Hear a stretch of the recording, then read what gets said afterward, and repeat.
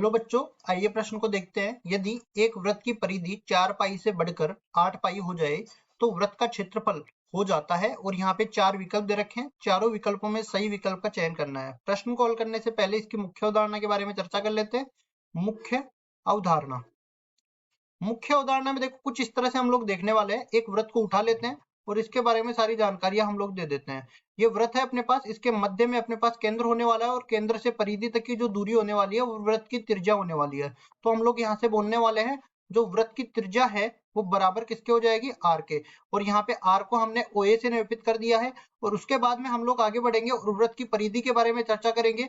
वृत्त की परिधि जो है, वृत्त की परिधि वो अपने सी के बराबर इसको मान लेते हैं और ये बराबर हो जाता है 2 गुणा में पाई गुणा में आर के।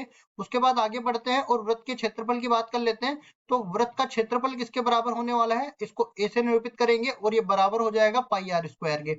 अब देखिए यहाँ पे मान लो कि दो वृत्त अपने को दे रखे हैं। दो वृत्तों में जो C1 बटा C2 होगा, तो पहले हम लोग आगे बढ़ते हैं और सवाल की चर्चा कर लेते हैं। जैसे मान लो कि ये वृत्त 1 दे रखा है और ये वृत्त 2 दे रखा है, ठीक है जी। तो इसका जो केंद्र है वो O1 मान लेता हूं, इसका जो केंद्र है वो O2 मान लेता हूं।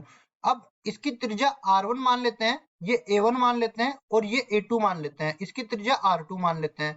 तो यहाँ से C1 की बात करूं, इसकी परिधि की, तो 2 पाई R1 होगा और इसकी C2 बराबर में 2 पाई R2 होगा, ठीक है। उसी तरह इसके में क्षेत्रफल की मैं बात करूं तो ये पाई R1 की घात 2 होगा और इसके क्षेत्रफल की बात करूं तो ये पाई R2 की घात 2 होने वाला है। अब उसके बाद देखिए हमें क्या बोला है कि एक का क्षेत्रफल 4 पाई है और दूसरे का बढ़कर 8 पाई हो जाता है, ठीक है।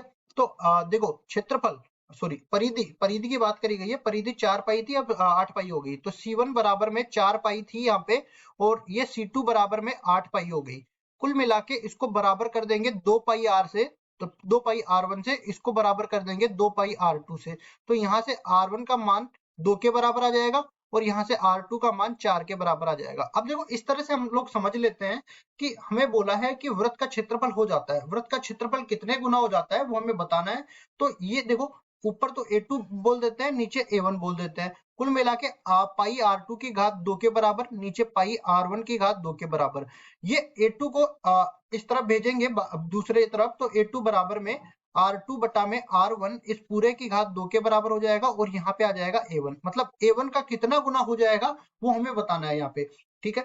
तो आगे बढ़ते हैं और यहाँ पे सारे मान रख देते हैं। देखिए R2 का मान 4 के बराबर है, R1 का मान 2 के बराबर है, तो ये बन जाएगा A2 बराबर में 4 बटा 2 इस पूरे का घात 2। और देखिए यहाँ पे A1 का कितना गुना हो जाएगा तो वो देख लेते हैं।